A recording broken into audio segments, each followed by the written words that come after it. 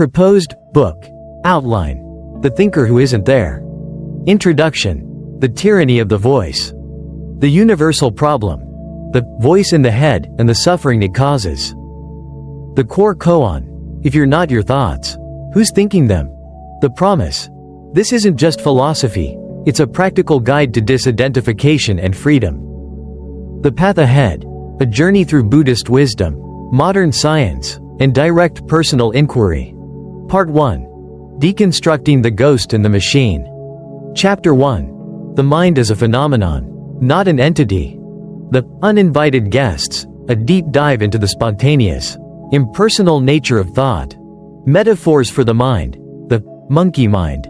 The radio station. The waterfall. Core teaching I. Dependent origination, praticya samutpada. What it is, this being, that becomes. Application to thought. Thoughts as events, not things. A microanalysis. Tracing a single thought chain, e.g. sound to memory to feeling to thought story. Sutta reference. The lute and the chariot. Cognitive Science Corner. The Default Mode Network, DMN, and the brain's story generator. Exercise. Predicting your next thought, expanded. Chapter 2. The Great Search. Looking for the CEO. The ghost in the machine, our deeply ingrained assumption of a central self. Core teaching 2. Anatta, no self. What no self is not. It's not nihilism or saying, you don't exist. What no self is, the absence of a permanent, independent, unchanging controller. The Buddhist toolkit. The 5 aggregates, panchakanda. Deep dive. Form, rupa, am I my body? Deep dive. Feeling, vedana, am I my feelings? Deep dive. Perception, sanya, am I my labels? Deep dive. Mental formations, sankhara, am I my thoughts? Moods, and habits? Deep dive. Consciousness, vijnana, am I the awareness itself? The great, near miss. Guided inquiry. Where am I in this? Stories of insight. Kamaka and Bahiya, in the seeing. Just the seeing. Western parallel. David Hume's bundle theory. Part 2. Discovering the space of awareness. Chapter 3. The silent witness, beyond the contents. The knowing quality. Differentiating thought from awareness. Core teaching 3. Sati, mindfulness. More than paying attention, bare awareness. Non-judgmental and receptive. Metaphor deep dive. The mirror. Reflecting all images, good, bad thoughts, without being stained. It doesn't try to reflect, it just does. Metaphor deep dive. The sky. Thoughts as clouds. Feelings as weather. The sky is the vast, unaffected context. The practice. The Satipatthana Sutta, the 4 foundations of mindfulness. Mindfulness of body, Kayanupassana, the anchor. Mindfulness of feelings, Vedananupassana, watching the weather of pleasure and pain. Mindfulness of mind, Chittanupassana, watching thoughts as thoughts. Mindfulness of dhammas, Dhammanupassana, seeing the underlying patterns, e.g. the 5 hindrances. Chapter 4. The qualities of liberated awareness. Core teaching IV. The Brahmaviharas, sublime states. Equanimity, Upekkha, the deep, unshakable balance of the mirror. Differentiating equanimity from indifference. Sutta reference. The story of Anuruddha and the development of the divine eye. Neuroscience Corner. Mindfulness, neuroplasticity, and the observing self. The work of John Kabat-Zinn, Richard Davidson. How meditation physically changes the brain, prefrontal cortex, amygdala. Part 3. Living as the awareness, not the thought. Chapter 5. The art of wise engagement. The goal isn't an empty head. Thoughts are tools, not enemies. Core teaching V. Yoniso manasikara, wise attention. The skillful knife, using thought when needed. Discerning. Is this thought helpful? Is it true? Is it kind? The art of putting the knife down. Parable deep dive. The raft, Alagaddapama Sutta. Teachings and thoughts are tools to cross the river, not burdens to carry. Story of transformation. The conversion of Angulimala, From compulsive thought to wise action. Chapter 6. Practical applications and common traps. In daily life. Problem solving. The shower insight phenomenon, using space, not force. In daily life. Difficult conversations. Watching reactivity as it happens. Noticing the righteous anger thought stream. In daily life. Creativity. Allowing ideas to arise without the inner critic, judgmental thought, shutting them down. Common traps and misconceptions. I'm bad at meditating because I have so many thoughts. Reframing. If I'm not my thoughts, am I just a passive robot? The role of wise intention. I'm trying to find the awareness. The trap of turning awareness into another thing. Spiritual bypassing. Using these concepts to avoid difficult emotions. Conclusion. The question that dissolves. Revisiting the Kulamalunkiya Sutta, the Buddha's noble silence on metaphysical questions. Why the who question is unanswerable and, ultimately, the wrong question. The experience of liberation, not finding a new self, but being free from the idea of a self. The final invitation. From who is thinking to what is this? If you are ready to begin, here is the expanded introduction and the first part of Chapter 1. Introduction. The tyranny of the voice. For most of us, the first thing we are aware of when we wake up and the last thing we hear before we fall asleep is a voice. It is the voice of the narrator, the commentator, the judge, the planner, the worrier. It lives inside our own heads. It sounds like us. It uses the word I. And because of this, we live our entire lives believing that it is us. I need to get up. I'm so tired. I wonder what the weather is. I hope that person doesn't email me today. I really messed up that conversation yesterday. What if I get sick? What should I have for lunch? On and on it goes. An relentless, unceasing stream of internal chatter. This is the baseline condition for the untrained human mind. This voice is so pervasive, so constant, that we don't even question its authority. We are like fish who have no concept of water, because it is all we have ever known. We are fused with our thoughts, and we mistake this fusion for who we are. This fusion, this unquestioned identification, is the root of the vast majority of human suffering. When the voice spins a story of past regret, we feel the sharp, physical sting of shame. When it paints a terrifying picture of the future, we feel the cold grip of anxiety. When it compares our life to someone else's highlight reel on social media, we feel the dull ache of envy or inadequacy. We are puppets, and our own thoughts are pulling the strings.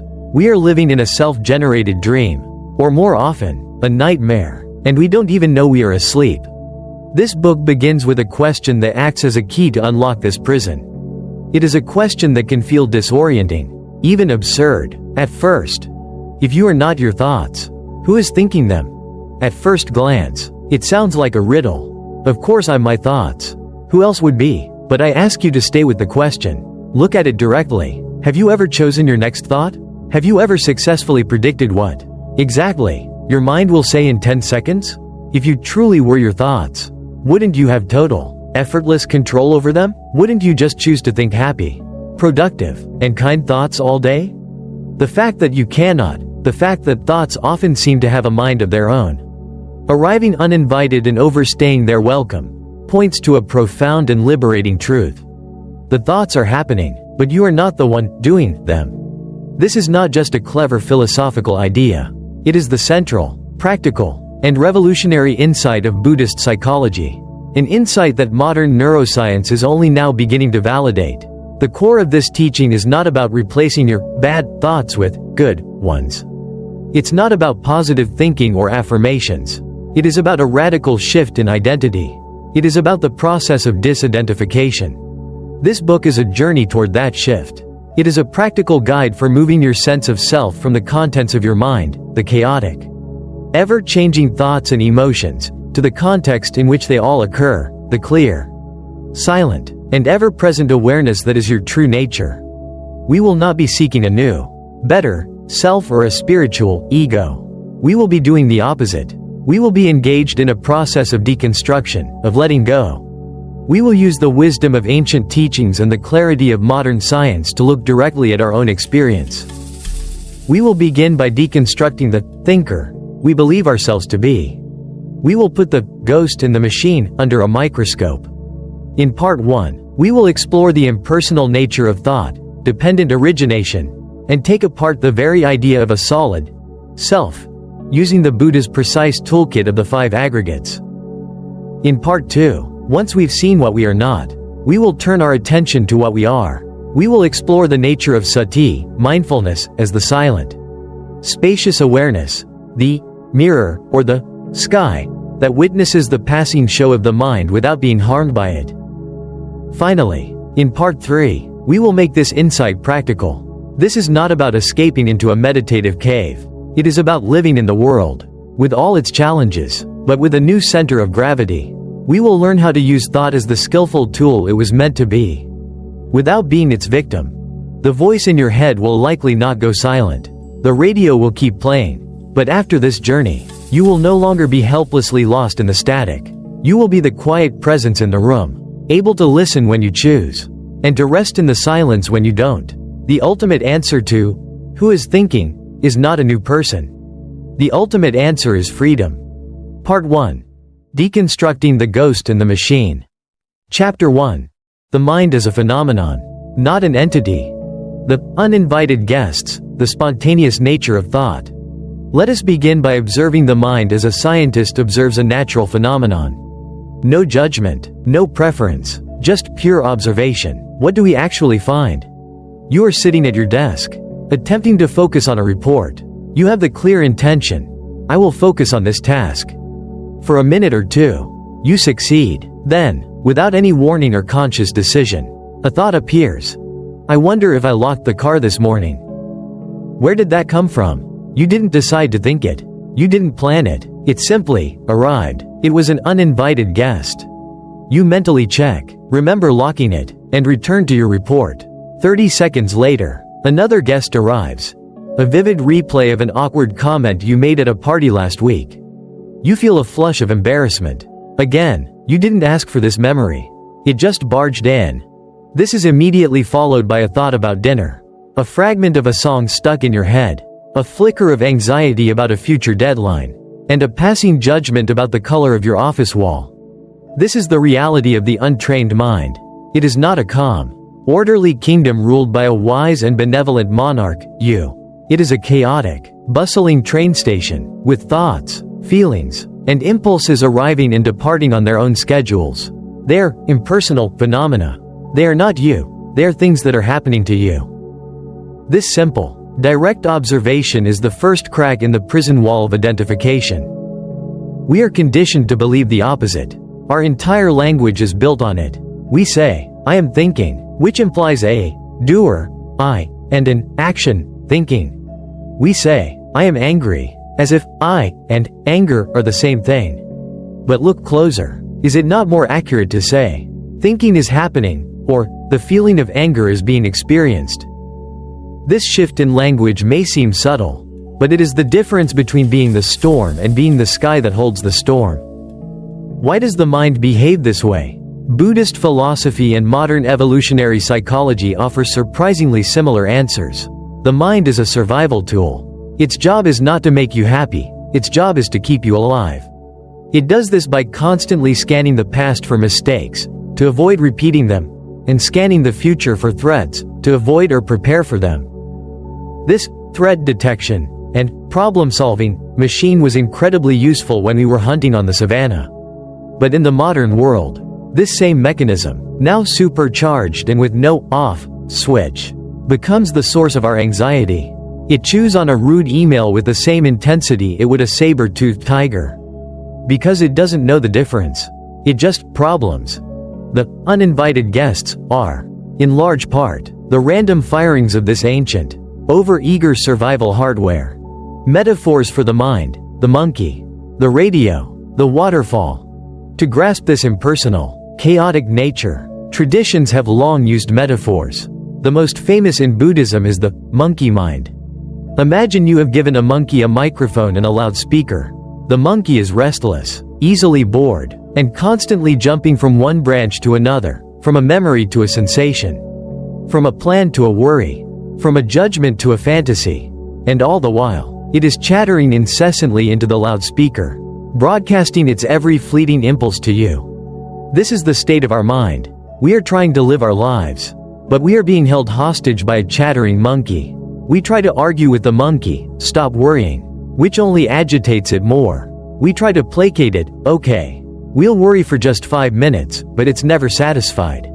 Another useful metaphor is the radio station. Your mind is like a radio that is permanently stuck on scan. It's picking up random signals from all over, fragments of memory, broadcasts of fear from the anxiety station, bits of pop songs from the memory station, and static from the confusion channel. You, the listener, believe you are the source of the broadcast. You believe you are the DJ. But you're not. You're just the one listening. And you've forgotten you have the power to simply observe the noise without believing you are the noise.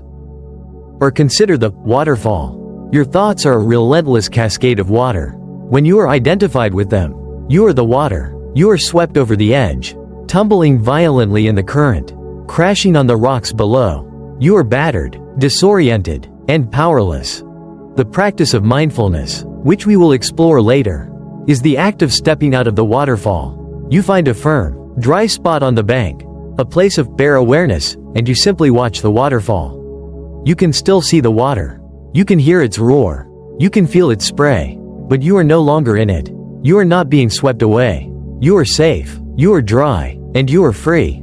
All these metaphors point to the same truth. The stream of thought is a natural, impersonal process. It is not a personal failure that your mind is busy.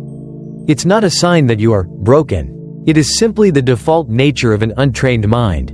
The doing of thinking is a spontaneous event, like the doing of breathing or the doing of your heart beating. It just happens. Core teaching I. Dependent origination, pratitya samutpada. If thoughts are not created by a me, then where do they come from? How do they arise? The Buddha's most profound teaching on causality, and perhaps his most complex, is pratitya samutpada, or dependent origination. The simplest expression of this law is, when this is, that is, this arising, that arises, when this is not, that is not, this ceasing, that ceases.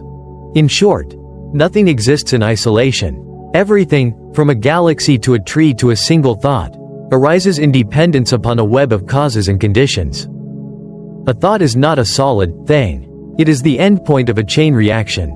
We are often only aware of the final, loudest part of the chain, the fully formed sentence in our head. But mindfulness allows us to see the subtle, preceding links. Let's trace the birth of a single thought stream in microscopic detail, using the framework of dependent origination. Contact, phassa. It begins with a simple sensory input. Your ears pick up a sound. A car horn honks outside your window. This is contact. Feeling, vedana, instantly and pre-verbally. The mind assigns a feeling tone to that contact.